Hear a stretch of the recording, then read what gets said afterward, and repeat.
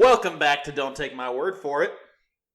Here we're trying to remember something important we were just talking about before we started recording, and then we're like, wait a second, this would make good content. And now we lost our train of thought. No, we didn't. We were talking about inflation. Oh, yeah. But why don't you think that inflation... I don't know that I think that. Why don't you think inflation is theft? You gotta let me finish the question. I never said that. Okay. Why We were discussing. You said inflation was stealing. We're discussing. Yes, I'm convinced it is. We're discussing that idea. I didn't say. So where do we leave off that? Where you were like, actually, I never thought about it that way. I like those parts of conversations when you start turning my direction. I wasn't arguing against you. No, but when you were like, I like those. You were. I was asking how it benefited the Federal Reserve. Oh yeah.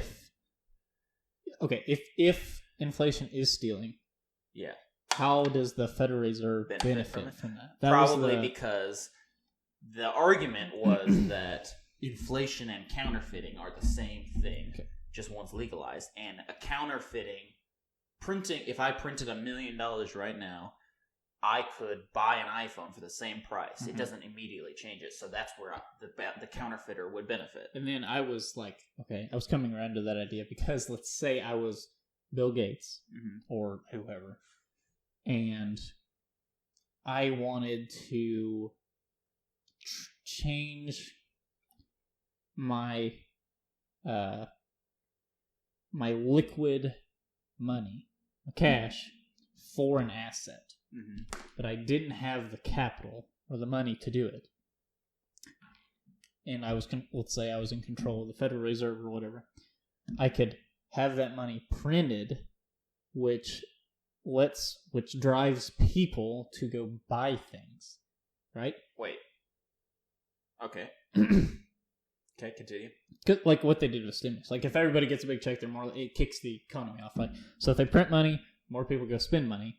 It lowers the value of money. But let's say I own a big company. That company then gets a big fluctuation of sales, right? Okay. And then I would take the profit from that before the inflation has been adjusted. I don't know if that's the right way. I'm just thinking this through here.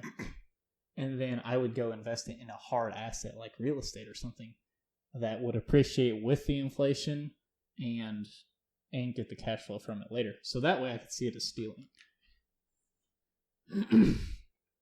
That was a bad trail of thought, but I'm not sure what you're trying to say there. It could just be me being dumb. Probably not. Well, I don't think I explained that the way it was going in my brain. But say I'm in control of the money. Okay? I print a bunch of money. That goes into the economy. The economy then spends all that money on a business I have. Okay? That business then makes a profit. They turn that profit into a hard asset that isn't based on cash, like real estate or something like that. And you're saying you, being the person in charge of the money, also owns that company. But why would you, the person who's printing the money, not just pocket the money and buy the asset from the get-go? Oh, because that's illegal. I would assume. Yeah, but that doesn't mean it doesn't happen. I'm not saying that is what happens. That's just me thinking. Yeah. That was the first time I ever right now. Yeah, that was the first I ever run that through my brain. That could totally not be right either. That's true. Economics is complicated. They talked about that. One of the things this economist dude who was on his podcast was that in a currency that works the way that currency should actually be deflating over time, not inflating, is what he was saying. Meaning the value of the money goes up over time, like gold. The value of gold goes up over time. Why? I don't know, but it does. You would think it wouldn't because they're finding more and more gold. That'd be maybe it's just maybe what we're talking about is the value of gold in relation to the U.S. dollar. But that would actually be a function of the dollar inflating. That it takes more dollars to be worth the same amount of gold. Again, I'm no, financial expert or anything, but I can see how the dollar, if they didn't print any of it, I could see how it would deflate because money's lost. You know, it can burn, it can get destroyed. Yeah, but you're still thinking about it at like a hard, like gold. Like money, the scarcity of money doesn't even exist because an infinite amount of it can be printed. And it's not worth something because of how little of it there is, really. It's worth it because the government just says it's worth it. Well, we don't know that. The government probably says that's what fiat currency is. This is all the money that's allowed to be printed.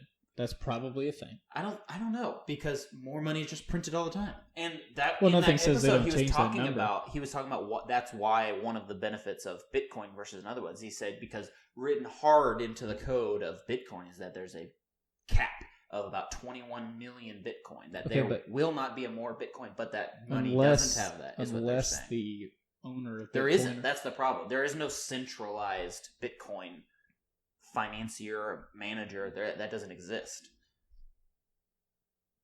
It's complicated. It's How? What do you mean? How does that not exist? Somebody had to create it. Somebody made it, but they made it. It's like a runaway train, is what they made, basically.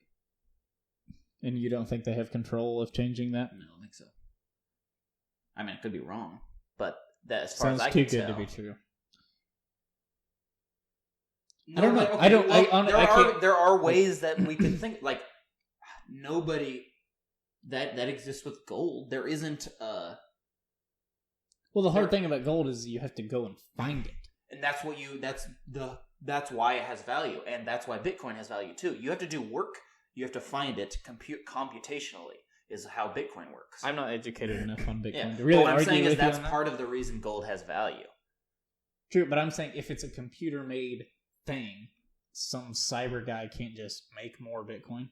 They do, but the way that it's designed, obviously neither of us are computer geniuses, but the people mining Bitcoin, it isn't something that can be cheated around because everybody has a record of everybody involved in Bitcoin has a record of who has what Bitcoin at all times, always. So you know if somebody's cheating, basically.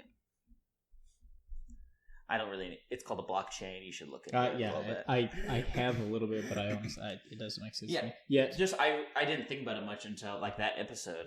You should listen to that episode. It's pretty interesting. It makes sense that if you have something that can't, you have a certain amount of it. That's all that's there. Yeah.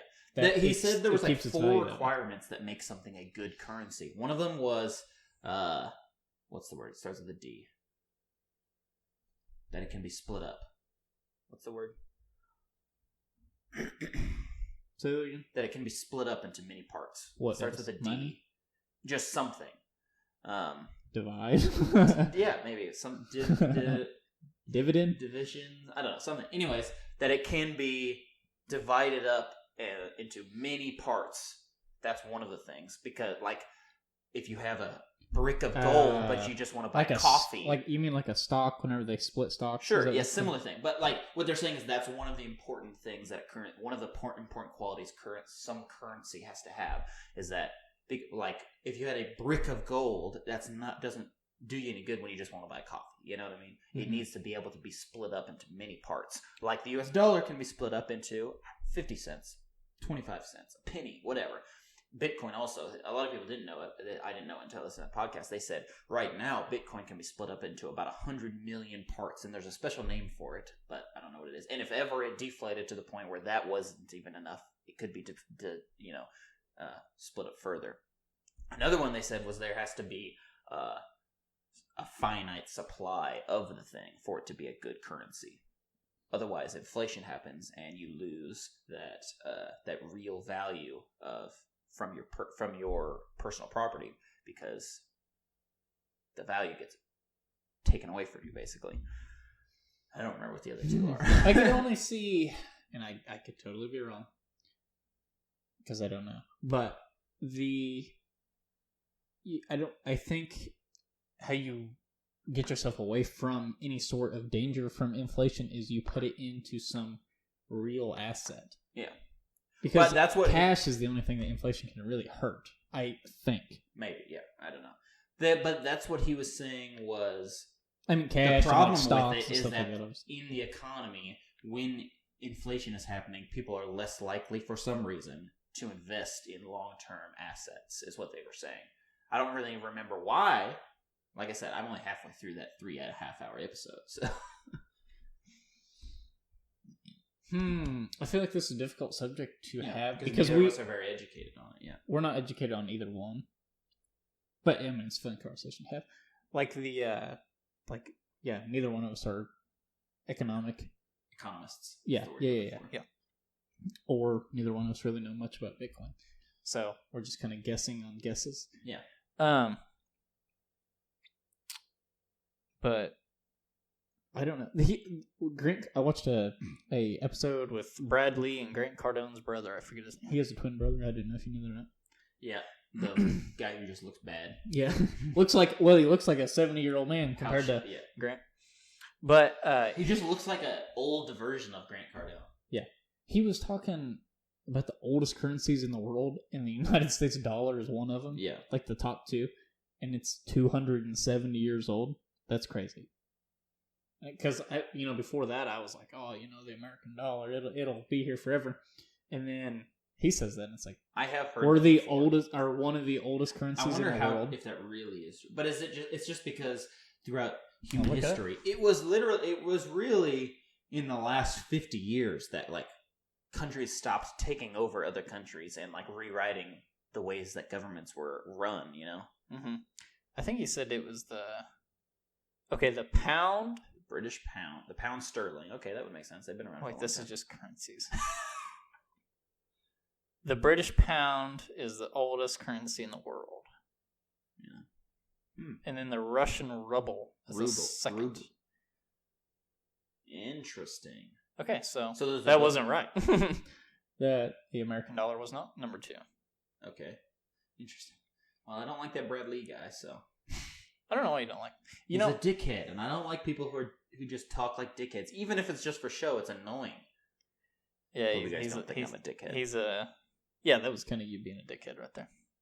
He's cocky. Yeah, and that's just isn't something I care to listen to. He may be a smart guy, I don't know, but it's just annoying to listen to. It's hard to want to hear somebody talk when they are cocky. Usually whenever you meet some of your like celebrity people or whatever, you usually think less of them after you meet them. They say don't meet your idols. Yeah, I thought more of him after I met him. That's weird. Bradley. When you say you met him, like you saw him on stage. No.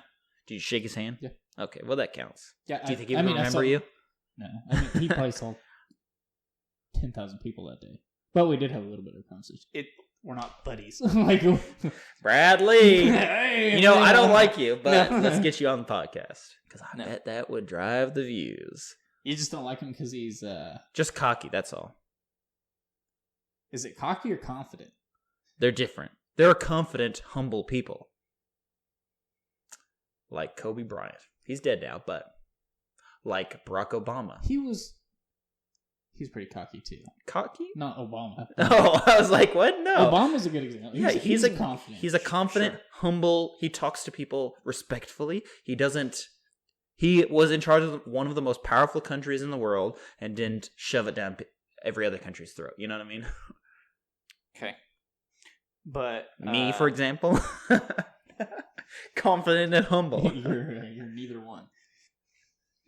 You're a little cocky. I'll say that. What? But, no, I don't know. He was alright.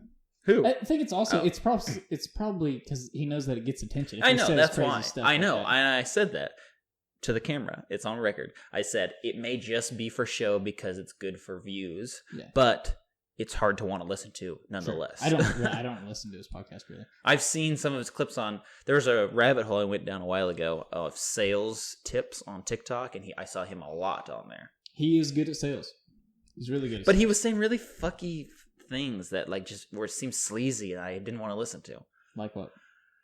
Like calling the salesmen pussies for not like pushing a certain amount. Like that's just not something I want to listen to. That sounds shitty. Like you're just being a shitty person. And calling people who didn't want to buy things pussies, Like it's trashy sounding and unprofessional. Whether or not it works, Okay. Sounding really professional in a sales deal is sales breath 101 though. No, but Could you you go to a car dealership, like, oh hey man, how you doing? And they like shake your hand, like, oh you look great today. And that's not. I hate that. I'm like, dude, just be real. Okay, but if somebody, that's all. I think that's fake on the other end of the spectrum is what he's being, I think. It's fake, but rude, not fake nice. Okay, but I think what he's trying to get at, and for whatever reason, I'm doing a lot of defending here. Yeah, but, I don't know. I'm like, I guess because you met the guy and you're like, no, it's I don't. I think you're not seeing all of his content. He's just being like, I didn't say I hate him. I said I don't. You literally did. Let's roll it back. No, I said it's probably just for show. It's probably not how he actually is. I just do not like listening to his content because it sounds shitty. I think his sales advice is to become a friend and act like you're a friend. He says that, but then to like the salesman he's coaching, he's like talking so fucking brutally to them, you know? That's what friends do. Yeah, people are always talking crap on each other. I think you can be constructive and polite. I think those two things can coexist. What if he's not just normally a polite guy that's just himself? Then he's a dick. If you're not a polite person. Okay, yeah.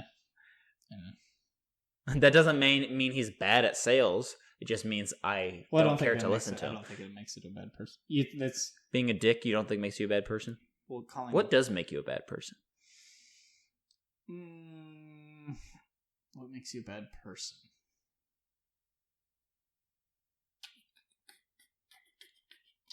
A bad person overall? Probably not willing to help anyone in any situation, or cutting someone else down. As you can tell, I'm struggling in this. You're supposed to. Oh, I'm a listener, is what I am. Is that cutting you down when I just let you? No, I was having a hard time. What makes someone a good person?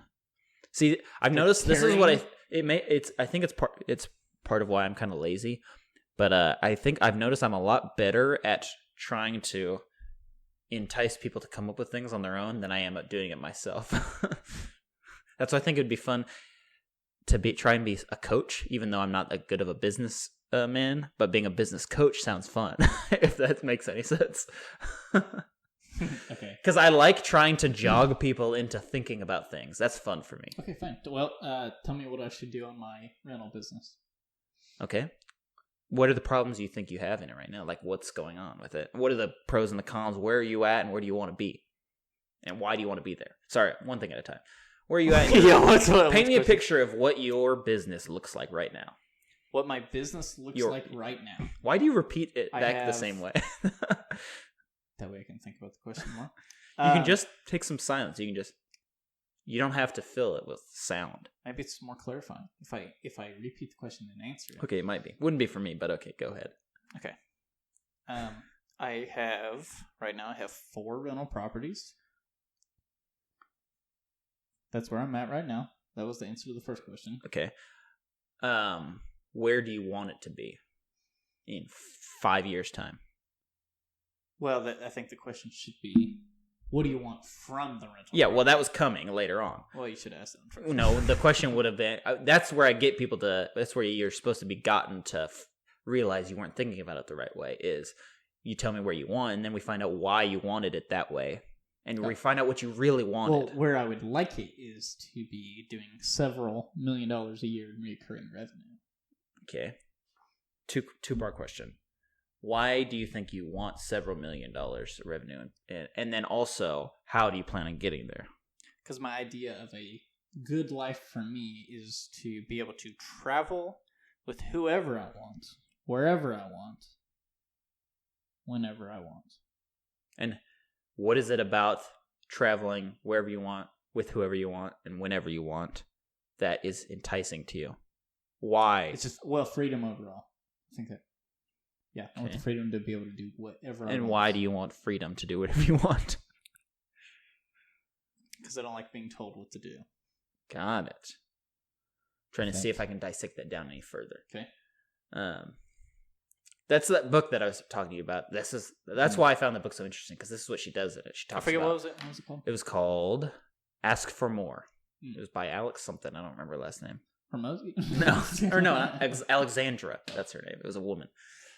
Something, I don't know. But she was that's the whole thing is it is like list all the things you want and then let's find out why you want those things, and then maybe we can skirt around and find a easier way to get those things, is because maybe you weren't thinking about the problem the right way. Mm-hmm.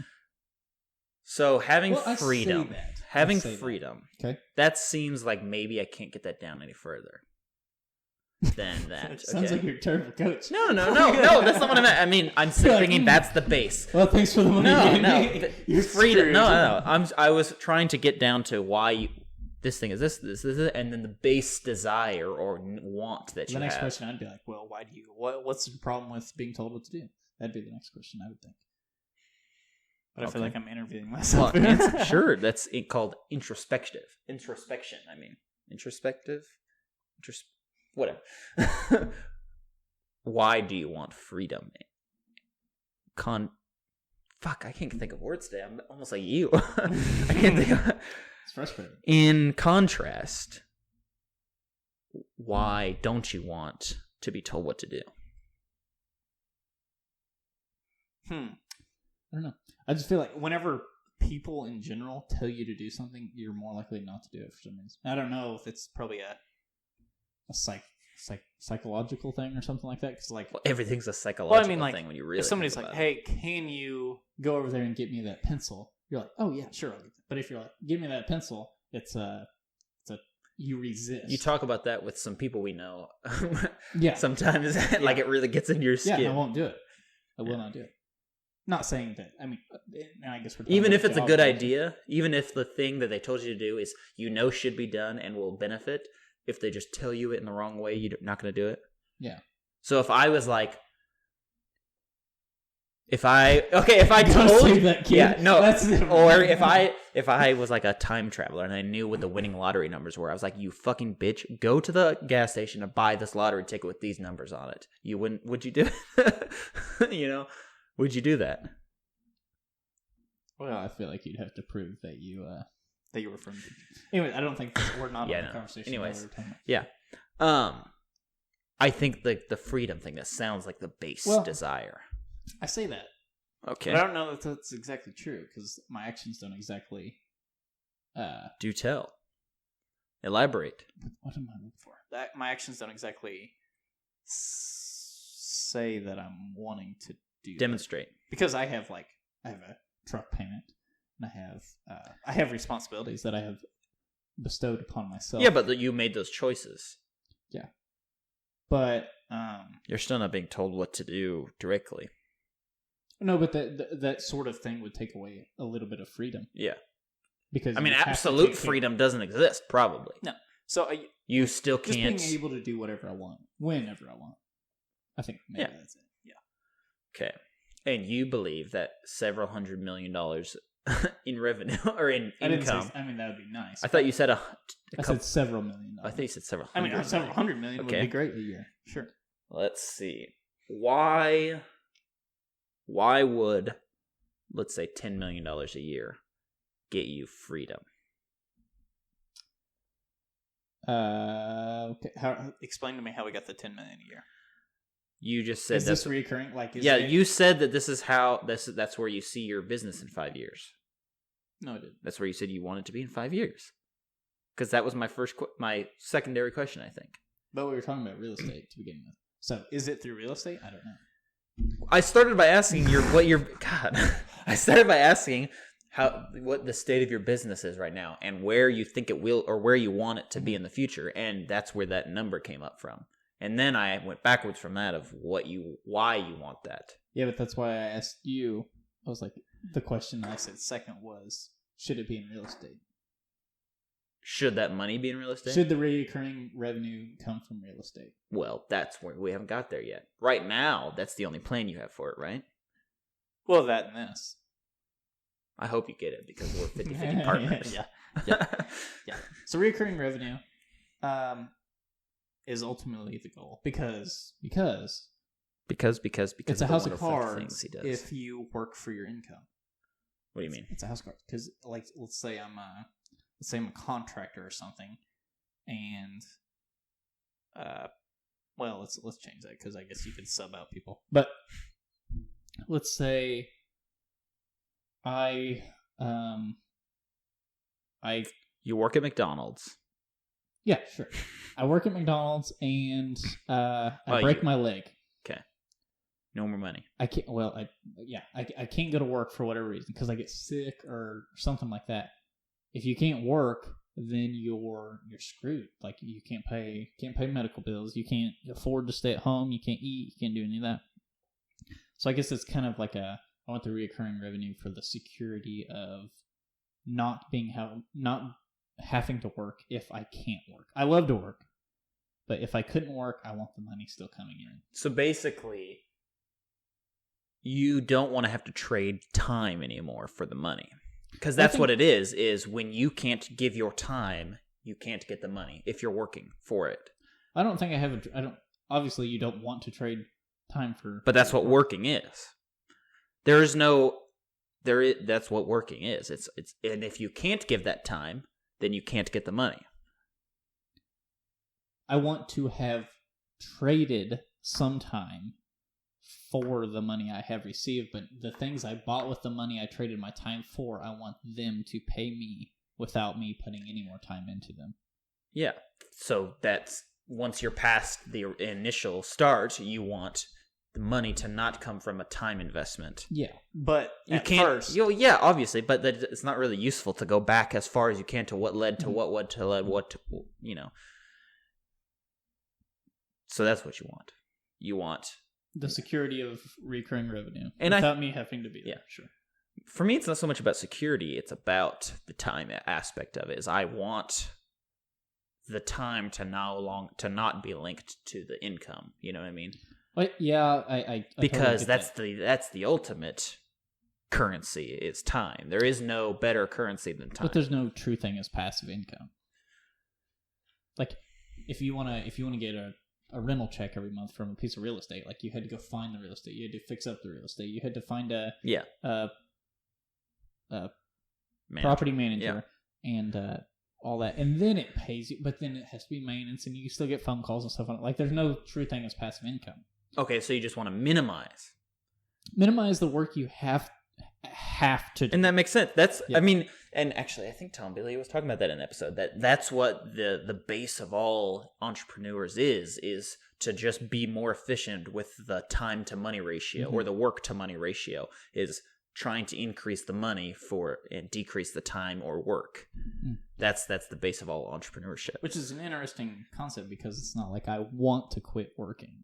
Like I want to work, but I don't want to have to work. Yeah, if that makes sense. Like what I'm getting at is you have the same problem as I do, is obligation. You don't want so much obligation. Yeah, I don't want the responsibility of having, like I have to do this, that way I can go do what I want to do. No, I want to say I'm enjoying working on this house, and then I'm like, I want to go to the beach for a week. I want to up and leave and go to the beach for a week. My difference is I want the same thing, but I don't plan on having to work at all. Anyway, well, what are you going to do with your time? It's not going to be work. It's going to be. Well, I think I would hike a lot. Well, that's what I mean. I would do that too a lot. I think I would not go shovel. I wouldn't go dig holes like you want to go do. I wouldn't go haul around buildings or cars. I wouldn't do any of that.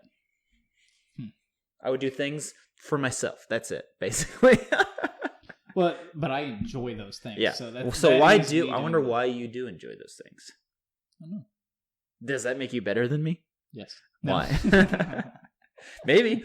See, you said that that's what makes you a bad person, is not wanting to do things for others. And if I'm saying I don't want to do things for others, I don't think that's doing anything. I mean, it's for me. Like I'm still being selfish with that. That's not doing something for others. It's not like I'm volunteering to go. No, but so for instance, right now, you make more than enough money to just live passively, but you choose to go work for Kendall. Mm-hmm. That helps Kendall. I like being busy. Yeah, okay. It doesn't help Kendall. Helping Kendall would be not charging him anything. Yeah, that would be helpful. But no, I still charge. You do help him. He has decided that the work you do is worth more than the money he gives you. That's why he does it. Yeah. So in his eyes, he's coming out on top. That's kind of how all transactions work. But I like to be busy. So, do you think there's things you could get yourself busy with that aren't considered work? Yeah, but I don't think that's a bad habit. No. I'm just wondering, would you be happy doing things that people don't usually consider as work? I like to travel, so yeah. But I also, it's enjoyable for me to make money. Like, obviously, I'm not flying around in But why is it enjoyable for you to make money? Because things you can buy. I'm not, if I was like Bill Gates or something like that. Yeah, but what I'm saying is if you had $10 million in passive income, would you still want to just go and fucking probably not make that other random... No, probably. Well, because that would be a huge character change for you, wouldn't it? Is no longer looking for that next thing. Because some people consider that to be sort of cancerous to society, is the people who get like that. Well... It'd be I don't really. Then I would have the money to go do literally. And your time would be more focused on getting on your private jet and going to Bali right now, and renting jet skis for all day, and going and see. I almost went right back to. I was like, and building a big shop or something. Well, see, that's what I think. I find it really fun to just like tinker on little things. Mm-hmm. And what's wrong with that? I mean, is that considered... I guess that is work for some people. Yeah. But you're doing it for yourself is different than doing it for somebody else. That's, I think, the problem. Not having the obligation. That you could stop and burn it if you wanted to. yeah. And not care. Like if you're like, I'm tired of working on this. Like, and sell it for $20,000. So what we're getting at is the base... for all of this, really, and I'm admitting this about myself too, is selfishness, because I don't want to be responsible to or for anybody else. Yeah. That's probably the reason why I probably won't have kids, because that just sounds exhausting to have to think about somebody other than myself that much. Which is selfish, and I admit that. Wrong? Like, when did people label selfishness as a bad thing? Like, I think you have to decide probably because... I think you have to decide. It's probably because... Well, I think it is because if everybody would have acted like that from the get-go, we wouldn't be where we are now. Society is why mankind has evolved the way it has, and it's been so successful is because people work together. Yeah, but better themselves. But they are only... What we're getting at is the only way people have been able to better themselves is if everybody helped better everybody. Yeah, and it's not saying that you would never help an old lady across the street or something. Not that I've never been in that situation. Yeah. But in fact, one time somebody that dropped something or something. Very first time I went to New York City, I literally thought I was going to watch this old lady die because it's like cars, and she just like walks out in the road. Probably used to it. Yeah.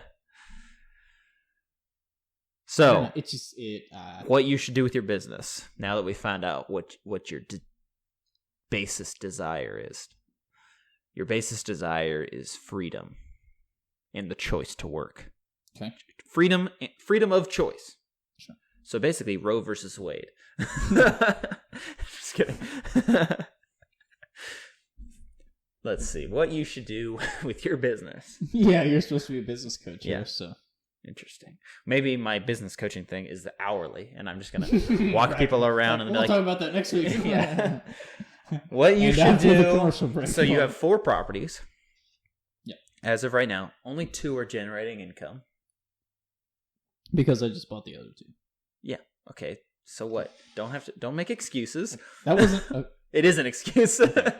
Only 2 are generating revenue. What's their profit margins?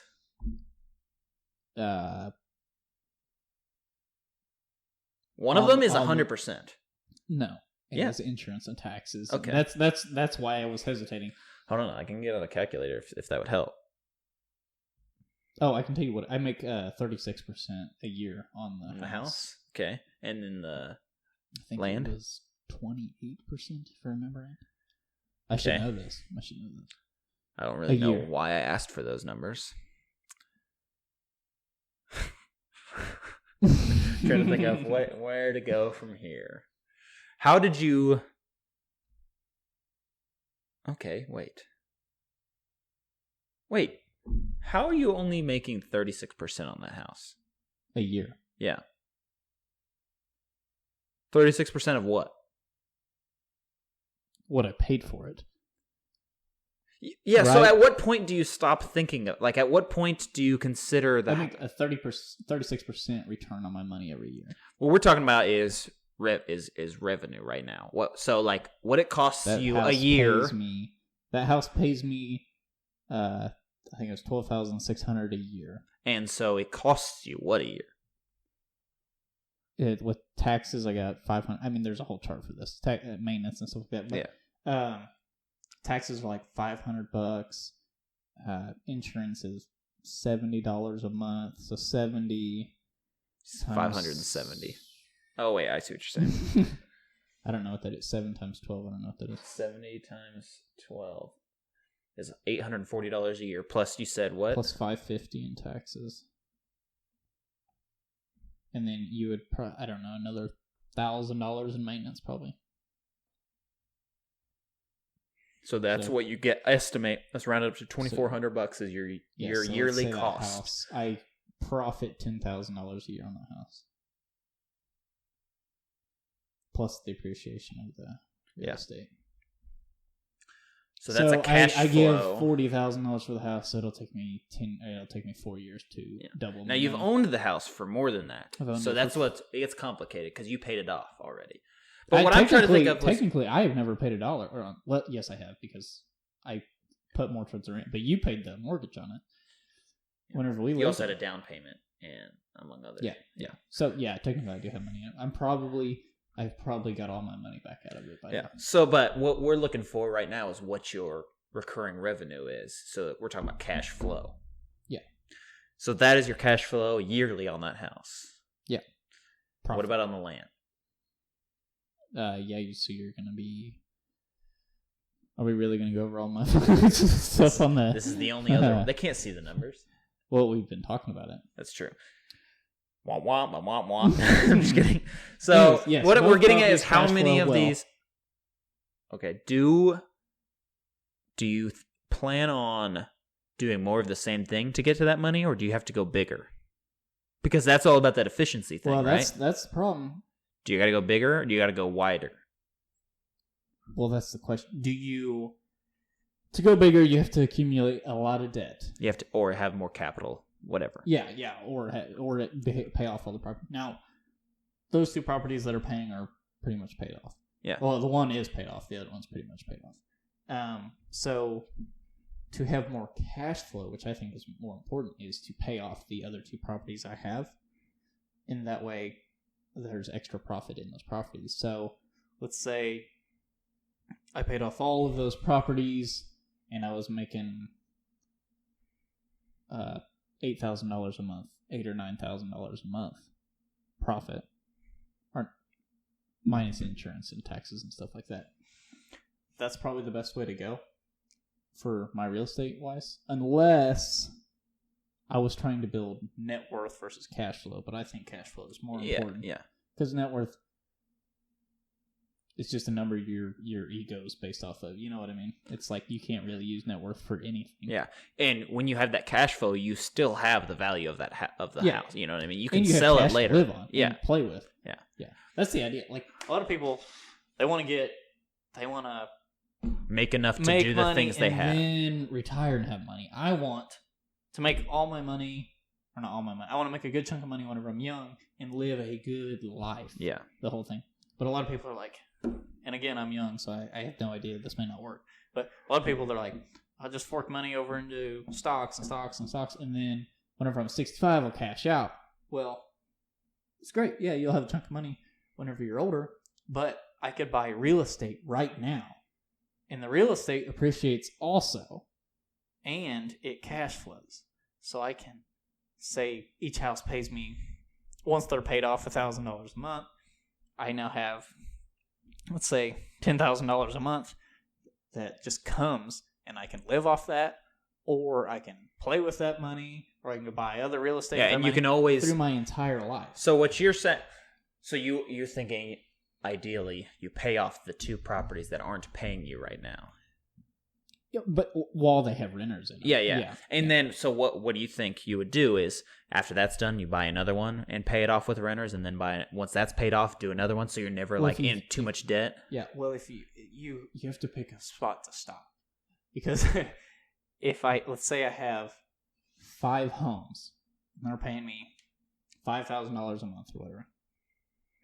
That $5,000 you could take towards paying off your 6th property, right? Yeah. But then you don't get to use the money. What do you mean? Because the money from the other properties is paying off the 6th one, so you never get to use the money, and you can. Well, no. I mean, what if you're doing it? I mean, you already have 2 properties paid off. Well, I have 1 property paid off. And the other one's almost paid. And that one's going to get paid off with just a fraction of the revenue from it. Mm-hmm. So you are getting money from that. Yes, but it depends. Are you trying to build it so you have more cash flow in the future? Like when is it? Well, okay you to could spend your money? cash flow. You would be spending it. If I'm imagining you have your 4 properties all paid off, all have renters in them. Now that's more than enough money for you to live off of. Okay. But you could also buy another house, not cash. You have a loan on it, and you put a renter in it. The renter is paying your mortgage on it, and you're still getting cash flow from all of the properties. Yeah, you could do that. And once that house is paid off, another one, and another one, and another one. Sure, but you're talking 30 years. Okay, yeah. So you can. That's the whole thing. You just have to decide when you're okay with the amount of cash flow you're getting to live off. Because but what's the problem with continuously growing? But if you you are spending the money. I mean, you are able to spend your money if it's just renters paying the mortgages on it. But that's the accruing all that debt that you're talking about. It's what both ways will make you wealthy. Yeah. Which way do you want to go? The way of paying them off is a house with a good foundation. All the debt is a house of cards. You can get really wealthy off of borrowing money from from banks and investors and stuff like that, and that works. But if renters, say COVID-19 happens and renters no longer have jobs and they can't pay their rent, and you can barely pay the mortgage on it because you were depending on the renter to pay the mortgage, you lose it. Yeah. Because versus you have however many properties paid off. So, but how are you going to get to your $10 million in revenue? Would you have to accumulate enough houses and sell them all and buy a larger piece of real estate that has a higher cash flow? Well, to get to your $10 million a year, you would have to, you got to go big, or you got to have some kind of business like this. Yeah. That pays you an astronomical amount of money. You fork it over into real estate, and then you're getting it from there. Getting it from the recurring revenue from the real estate. But why real estate? Because real estate appreciates naturally. You can depreciate it on taxes, and it pays you cash flow. It's kind of a win-win-win-win-win. Except for the high cost of entry. That's the downside. It has maintenance. Yeah. Like if you buy stocks and stuff, you don't have to maintain it. Yeah. like this house. The roof will leak and stuff like that. Yeah. So stocks that have dividends are good investments, just like a house, because not only do they appreciate in value, but they pay you a cash flow. Sure. That's But I don't know. I don't know enough about the stock market to tell you that. But you're betting on. All investments have risk. Yeah. But to me, I like to be able to go see what I bought. 100,000th of Google is what. Yeah. I'm not saying that's a bad thing. Obviously, I don't have. I mean, I have some stock, but not a lot of it. Not even worth mentioning. I have a Snapchat stock, but he got for free, so it was no risk. Actually, I didn't make money on that. I still have it, but I made some money on some stocks, and then I went broke and had to sell them all.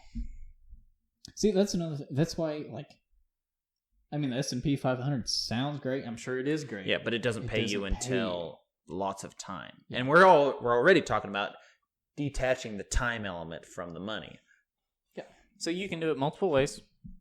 You can invest, and then hopefully you live to 65, and then you have a chunk of change, and then you get to retire after that.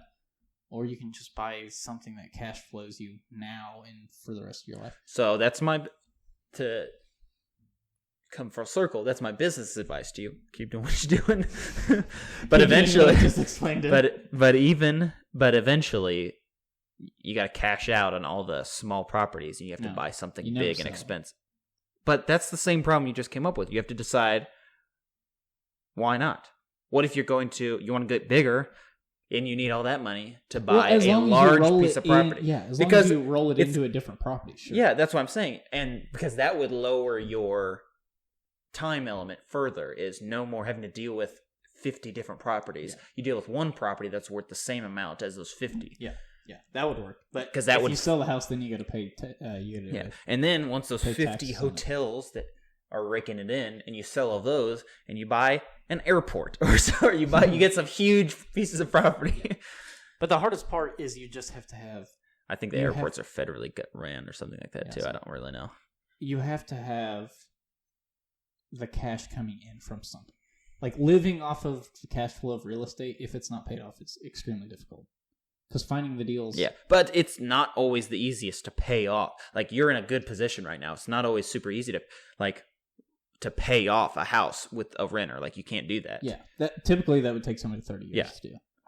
So But thankfully I got in at Yeah. the right time. The properties were cheap, and then and we're in it. Yeah. and then so I made a lot of money in net worth, and That's my not rent the most went common away. thing. Yeah, is Like- being able to own your house a few years after buying it. Yeah. Well, I was forking whenever we were living in it. I mean, I was forking $1,200 a month over into Yeah, it. the average person doesn't make enough money to afford that, though. Yeah. That's the problem. I mean, it's so you got lucky in the timing and But you it was just were also, in a position where you were making enough I had money a to job pay for making it. $16 an hour, and I was doing that. It wasn't from I was living off of the job's income, and then I was working after work, and that's how I paid the house off. And now that And house, I was living in it, paying you Yeah. while you were paying Yeah, it that off, house- So that's why I love real estate. So that house was paying me like 5 different ways. It was awesome. I was living there. You were paying for half the utilities. You were paying the mortgage on it, and it was appreciating. And now it's paid off, and now I have it rented out, and it pays me. and your It'll pay me renters for the rest of my life. built a fence. No, they haven't. painted. Yeah, they've taken great care of it so far. And my land is the home run, because the land has no maintenance at all. Like, the grass might have to be mowed, but they mow Yeah, the well, you grass. went over the other day and you sent me the picture of the fence, the gate. What was up with that? Why were you there? I was just checking on it. And why was the gate closed? Aren't they open all the time? Yeah, the one gate they keep closed for some reason. It looked like somebody backed up into it, but thankfully the pipe had slid, so I just pushed it and it went right back. But the land didn't hardly cost me anything. It's worth a lot more than what I paid for it, and it cash flows great. And I have a shed on it. So how do you find more of those? I'm looking for them. And what characteristics do those have? They have to to be look for. along decent. They have to be in good locations that haven't been developed yet. And so you're specifically looking for what everybody doesn't know is he owns a piece of property that somebody who runs a portable building sales rents from. That's basically it. So And it's right on are you Highway looking for 60. more businesses to rent to portable building sales, or what is it about that Well, I could particular do that, business? because I know that business. Yeah. And perfectly, they move stuff in, and whenever they move out, it's empty again. It's not like you had to build a commercial building there. It's vacant land that gets commercial prices, rent on it. And it's, and I could put billboards up there if I wanted to make more passive income. And I probably will end up doing it. can't now with the renter, I know. I mean, maybe. I probably could, but I'm not going to because it's kind of rude. But And you advertise for a different portable building company on it. yeah. Ozark Portable Buildings. Well, that's probably something I'll do in the future is start a billboard company. Not to really go on other people's property, but to just go on my own. Because that'd be awesome. It'd be a McDonald's type of thing. Where Mhm. McDonald's owns the lands and then they charge the franchisee, So you would own the land and then you charge the person who wants the advertisement to advertise on the land also. I mean, think about it. If I went down Highway 60, both directions, and bought land that's still cheap and put billboards up, everything from Springfield to Monette's growing like crazy. Put billboards up that pays the mortgage and then rent it out to somebody. That's an idea. So where's those pieces of land? Well, I'm thinking along Highway 60 for us, but I mean, it could be anywhere. Like, there's plenty of Yeah, roads so that's like the Highway problem 60. is like you know an area and you know about like how does that apply? How could somebody do that in somewhere they don't know? That the market might be better, but they're just not familiar with the area anymore. Mm-hmm. How does somebody what are the things somebody's looking for to like plug and play and to find out whether or not it's a good property? Because there's got to be some sort of formula you can use for it, right? I'm sure. There's got to be variables that are common between all of them that you can use for something an area you're not familiar with that might be a desirable market. Whenever me and Mitchell were in Georgia, there was like this. He was talking about like AAA communities and double. I don't know that. And who rates those? I don't know. But it was. I'm sure it just comes with experience. Is that a thing Mitchell was talking about? No, the coach guy was talking about. Like the area you live in could be rated. I'm sure it has something to do with population, how fast it's growing. So I'm sure there's somewhere you can look at that, and then you can look up how many people go down a certain road in a day. Yeah. As long as they've done the tracking and stuff. So you can use those three variables, right? So like the growth rate, the traffic, and the market price for the land around there. It might be variables you'd use to figure out if it's a good investment or not. Yeah. And the problem with the concept I'm talking about is it's slow. Yeah. Like, in order to pay these properties off, for most people, and me, you have to use the mortgage. You have to either have a really good you have paying to use the renter, business, a profitable business that pays you well, or a good paying job, or something to keep forking cash to these properties that are paid off. Or you go get a bunch of debt and you can do it quick. But it's all about risk management, which you want to do. So what if is there a tipping point where you accumulate enough of these properties that your cash flow is enough to buy some of these outright? They say 10. And then you can start with your monthly cash flow. You could buy a piece of land cash, and then it immediately adds to that value, and then and over and over and over again. Again, then that's no more debt, though. It's no more debt, but then you're just. Yeah, when do you use the money? Yeah. Like you did that your whole life. Great, now you own all. Unless you always bought properties that are worth the same, because then the income would, if you're always buying $100,000 properties, but your cash flow is growing because you're adding more properties to the list. Mm-hmm. I don't know. Don't take my word for it. That's kind of the point, but I really want this business to start flowing. This seems more fun, honestly. Well, this is fun, and it's recurring revenue, and it's a low cost of income. Yeah, or low cost of start. Low overhead. Yeah, low overhead. I mean, I'm pretty broke, and we're in it doing it right now. So we're not making very much money with it yet, but we just started. Yeah, give us a break. Yeah, but that's the plan. So take the money from a business, fork it over into real estate, pay the real estate off. Real estate is there to pay me for as long as I own it, and it appreciates, so my net worth goes up. And your life should get better and better. I believe. I mean, I'm young. I may not. And now, here's a really hard question. Some people, now, just because we don't see it doesn't mean it's not true. I don't know, but some people argue that is bad for other people, that individuals growing with their wealth like that hurts other people, that they can't see the how. I don't remember, because it makes it harder for them to buy property or something like that. I don't remember. That's sort of monopolizing. I don't think it's monopolizing. If one person owns more and more and more and more and more and more and more. Well, doesn't that make it prohibitively harder for any individual? It's the same thing as the opposite of deflation. So when the supply goes down, the cost would go up. I don't know that makes it bad for other people. If the cost goes up? I mean, is it bad that if the milk supply goes down, people have to pay a little more for it?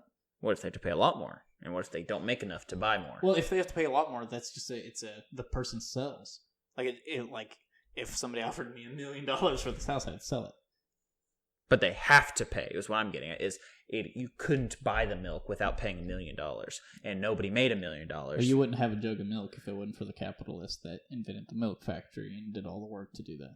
So, it's not a perfect system. No, but I'm saying, I heard The Economist and some other fucking podcast I was listening to, I can't remember, talking about that capitalism. I think you and I talked about this already, that capitalism works, but not perfect capitalism. Never works, because in the end, what happens when two companies compete with each other, one wins and they buy that other company, and then they do it over and over and over again until they own everything. And then that person dies and it restarts. Does it die? There are companies now that have been around for fucking ages and that are just continuously growing, like Disney. And that's why we have things like the government in place to slow monopolies. Yeah. But what we're saying is that some people say the government shouldn't have any oversight over business, but if they didn't, we would probably. I disagree with that. I think some government regulation is great. Yeah, like that. Like one person shouldn't own everything because then we would have no say in it whatsoever. Because we say that the competition drives innovation and everything, but when there's no more competition because one person owns 95% of the market, not competing with anybody. Well, there's laws against that. Yeah, but I'm saying if we didn't have that, laws. I think that's a good law. And that used to be like in the early 1900s, like around the Industrial Revolution, that's oil companies started having problems like that. Like people were getting big and owning a lot of stuff and controlling a lot of people's everyday lives because of it. Yeah. I mean, some government regulation is great. Yeah. Some of it isn't. And what happens? I'm glad we have some of it, for sure. I'm glad. I know that people are greedy enough. I'm glad some of the environmental stuff is good. I'm glad you can't just dump oil all over the place. Now, who knows how true it is, but I saw it was a TikTok, but it was a clip from a YouTube video. It makes it feel a little more credible, talking about the problem with why people are saying mad at real estate investors, because there are some people who will on purpose buy properties in low income areas and then just let them run to absolute dog shit in cities on purpose, because years later the city or the state will eminent domain buy it from them for a price way over, because they put no maintenance costs into it, and they'll do that, and it just ruins communities because of it. I could see that happening. There's good people and bad people and everything, I think. So, but that's a way somebody could make money. You could also, there's also real estate investors that would go in there and fix the place up. Yeah. There's good people and bad people in every situation. So, I don't know. Well, this went longer than I expected it to go. I feel like it was an interview towards me than anything. See, that's what I feel better at doing. I feel better at asking. I like asking questions. Yeah. That's because I don't think. Here, ask me a question. You got anything? That's what I thought. Okay. What do you see with this? With what? What's your plan to get to 10 million a year? That's the problem, isn't it? I don't think I have a plan. Okay, what's your goals with this? I don't have a number goal. Okay. Well, what do you want? I guess what do I want? Starting this, I'll be fair and start at the same. What do I want? It's pretty similar things as you. I want to not be told what to do, and I want to be able to do whatever I want whenever I want. That's basically the same thing. What I said. Problem is, I don't like the work thing. We already talked about that. I don't care to work. I'm lazy. But it made me feel good when I was listening to this podcast. Tom Bilyeu was talking about some of the best entrepreneurs come from people being geniusly lazy. So I don't have the genius part down, but I got the lazy part down. So maybe I'll strike oil mentally at some point. But I do think this could help. And I think the reason I'm into this is because it doesn't take much work as physical, Well, we don't know. Yeah, we're not there yet, so who knows? Who knows what it actually Logically, we can see the path, but that's easy to say when you haven't done it yet. Yeah, there's so many finite details. But by then, we might be so invested that it becomes easier to do than if we knew all of those things from the get-go, you might not even start it. Yeah. So, who knows? But the main benefit of this is that it's on my own terms. You know what I mean? Mm-hmm. I don't have to it makes some things harder. I recently had to force myself into a habit of getting up at 6 o'clock every morning. Do you? Yeah. Well, only for the past week or two. But it's really hard to force myself to. I slip up sometimes. I turned on my alarm, a thing where it reads out loud. It says, "Wake up, motherfucker." And I don't. My battery's running low. And I don't put it anywhere I can reach it without getting up at some way, just because. But I feel like getting up earlier forces you to be a little bit more productive. Mm-hmm. Yeah, definitely. Start going to the gym earlier in the day because it is less of a like I'll like wake up, take Hank out, eat breakfast, then go to the gym, because then it doesn't leave like a chunk out of the day. You have to not be trying to be productive or whatever. Even though like a lot of people would argue is going to the gym is being productive, but to me, I just think of going to the gym as just part of life now. It's not like a. Yeah, I think it's interesting because like that I've tried that several times.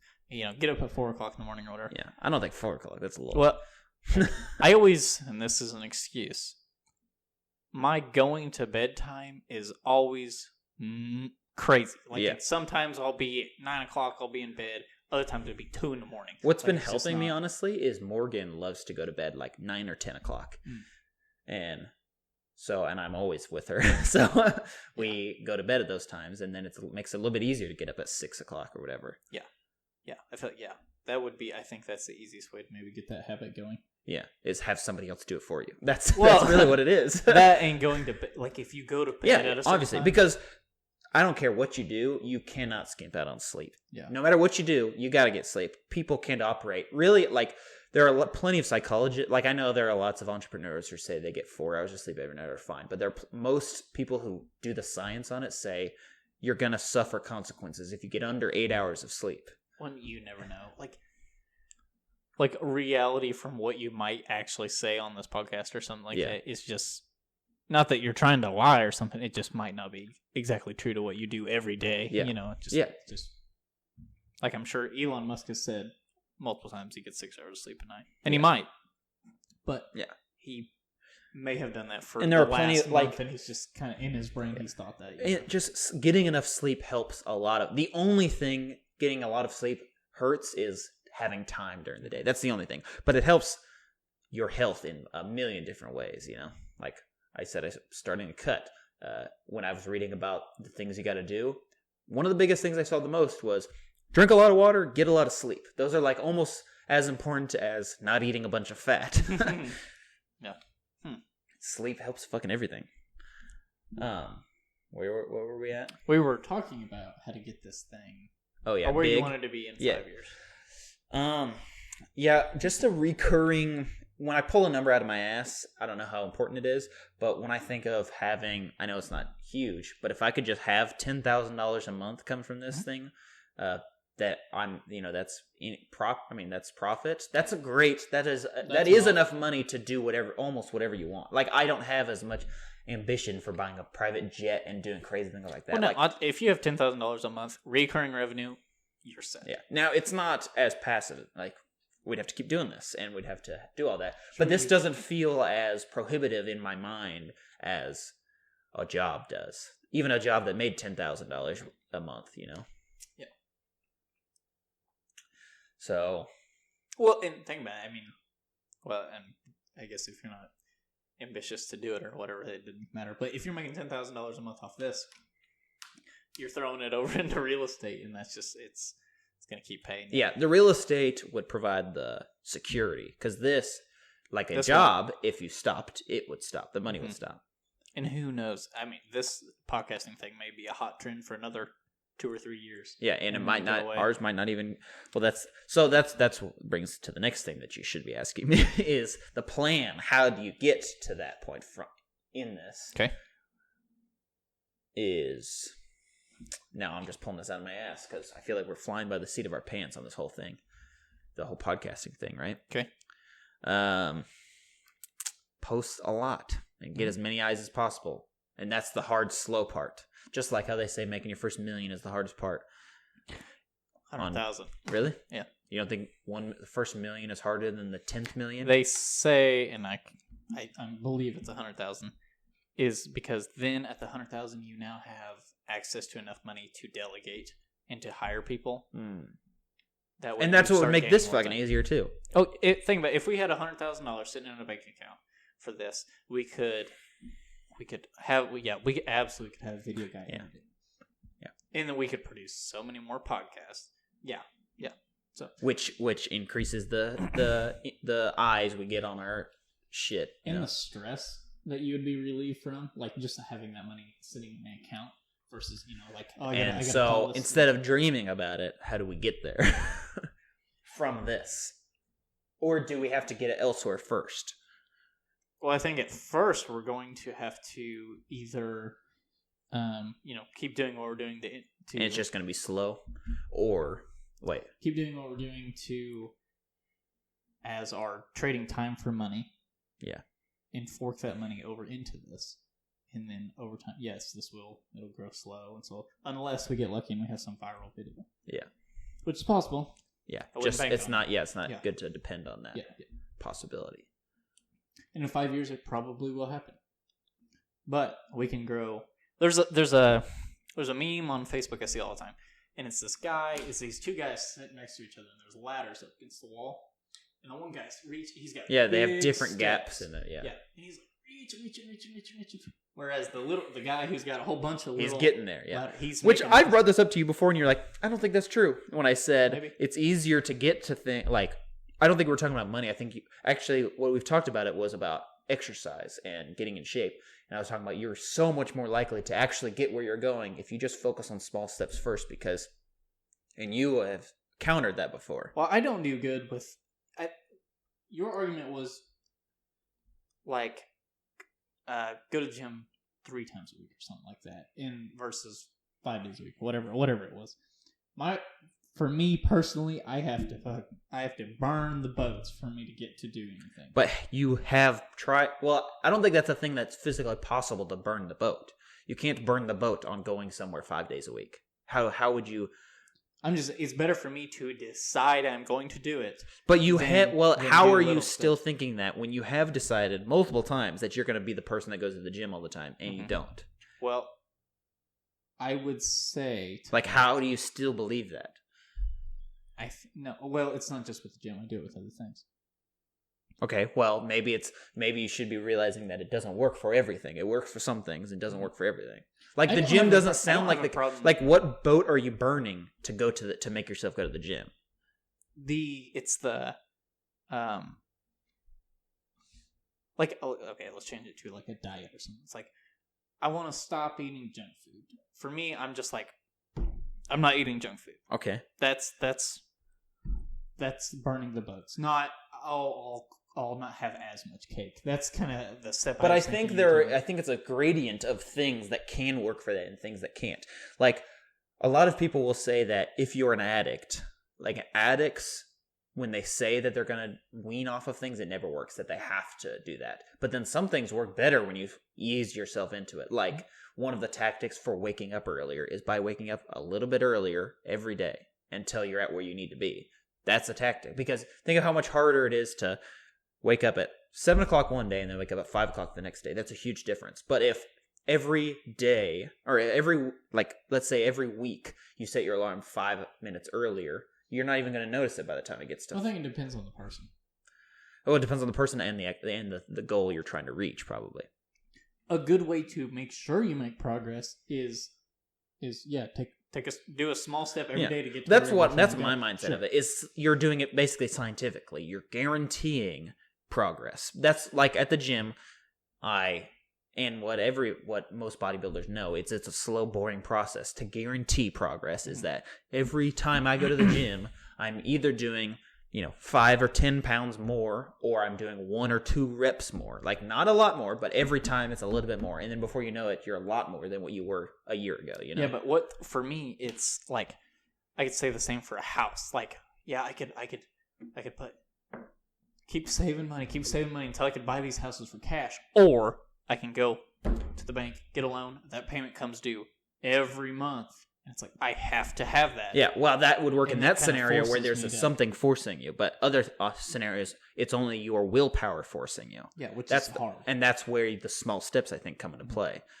So it's kind of, it doesn't work to place that methodology on every senorio. No, I think both ways would work. Where did we start talking about that again? Because it had to do with something. About the podcast. Oh, posting a lot. And we were talking about virality of a video, probably within the 5 years having some video that goes viral. How did that have to We do were with talking burning like, the boat and banking on a big thing, making us make it, you know what I mean, versus taking I don't small feel steps. like that's what we talked about. I feel like you have to take the small steps because the That's other what we were thing, talking about. We were yeah, talking but about the how other it's thing important. isn't an option. You can't try like you going the viral thing isn't something you can make happen. It just happens, True, right? but I think that's how we got to the subject. Okay, Because then you're If so. like, you're talking about making small steps, and then you said you're waking up at 6 a.m., and then I think that's where we went. yeah. Now this morning, I don't think I woke up later. It's a Sunday, and Morgan was sick, so she stayed in bed, and it was So easier. it really is Morgan that does everything. No, for you. no. She blames me for her staying in bed sometimes, and I'm like, come on now. It's a new thing trying to get up early. It's a good habit to make, I think. I think. Who knows? I have no problem getting up early as long as I have something solid, like a game day plan. Well, I think the first couple hours of the day is the ones that I think I have to have like a plan, like a schedule for. Like every morning there are some things that I have to do, right? You got to get up, I put my contacts in or whatever, I take Hank out. My computer just died. Take my dog out, eat breakfast, and go to the gym. All of those are things that aren't going to have things get in the way of, really. And the rest of it, you could decide what to do the rest of the day, you know? I do a lot better whenever I have a list of things to do and check off. You need a whiteboard. That's what I got. Whenever I think of something, and Morgan was talking the other day, see, this is where I think it's fun to try and help people do things, even though I'm not that good at them myself. Talking about I don't think the ideas are her the hard part. Yeah, well, that's It's the why I doing, like it's the doing it. executing Well, them. for some people, ideas are hard. Not me. I'm just kidding. I'm not that creative a person. But she was talking about how she has a million things to do and rarely remembers to do them. And so I was telling her, like, I have an app. I don't really use it enough, but I have used it before, a tasks app. And I said, in order to make sure she does it, that's a small step. The second she thinks of a thing that has to be done, put it in that task app with the time associated with it, and it'll remind you. That's just like whenever it's not as important, but whenever I realize there's something I need at the grocery store and I fucking forget it whenever I go to the grocery store, well, I got into the habit of the second I think of needing that thing, you put it on a grocery list on your phone. And then just be in the habit of when you're at the grocery store, always look at that list. So just those two habits will make you reach that goal. I will compliment you on that. You are good at creating new habits, I think. I don't know about that. Now, you used to not be. Now you are. You're getting a lot more organized. Seems like you're having a lot more structure to your day than you used to have. Which is weird because I have been unemployed for some time now, which doesn't induce structure. Well, I'm just saying, like, it used to be you just go to your job and then do whatever afterwards, right? Well, I mean, I don't know, a lot. People change a lot. I'm 25 years old. There's a lot of things changing in people's lives in their 20s. A lot. Mm-hmm. Probably more change than any other time in their life, if I had to imagine. Mm-hmm. Maybe not. I don't know. The time from like you're 0 to 10, that's a lot of change. You're like this big. Probably the most changing in your adult life. Yeah. Well, it's the first part of your adult life, so sure, yeah, that would make sense. But we don't know because we're not that old yet. I guess an old person could say that. Isn't it interesting to think of, like, you live in this moment right now, and it feels like the real moment. But 40 years from now is going to also be a real moment. And we can't really picture that, but it's going to happen. In 40 years, you'll be 75 years old. 65 years old. I was going to say... 65 years old. That's crazy. That's an old man. That is an old man. There are some people who suggest that people that live forever are already alive. And what if... God, that'd suck if we just barely missed it. See, when the option comes around that we're like, hey, we're going to solve all of the world's problems by just uploading everybody into this fucking brain. Let the world go back to nature the way it needs to be. And we're just going to build this computer in space that works off of something weird that we can't even fathom and just upload everybody's consciousness into it to live forever. I'm all game for it. Let's go for it. That would solve every problem. Not every problem. Name one it wouldn't solve. What if the computer breaks down? I'm saying it's a weird computer. Like, it's not even like a physical computer. It's like runs off of the universe or something weird like that. I don't know. I said name a problem. It's not gonna just one. I One did. problem. And then you didn't come up with a good explanation. You I just did. Said I it's a weird said computer. it's an unbreakable computer. Okay. That's like then saying, what if sure. the brain breaks? It can. I guess again. That's why we have neuroscience to figure out how to stop it from breaking. Okay. Well, I guess that's it then, huh? That's the end of But us. you wouldn't know because you'd be dead. Let's build more than one. What if? Okay, well, that's a good, safety. But what if both of them break? Build 3. All right, I think we're okay. running out. Here, so. Thanks for watching. Don't take my word for it. We're on Patreon. It's patreon.com/DTMWFI. We have an Instagram with almost no followers, so get on that. We don't pay much attention to Instagram. Yeah, well, we should because lots of people use Instagram. Sure. We got Patreon, Instagram, TikTok. This is on YouTube. Yeah, we got TikTok. Just don't take my word for it. Or DTMWFI. Yeah, Spotify. Everywhere you get your audio podcasts, we're on it. And then YouTube, obviously, if you're watching this. So, see you next time.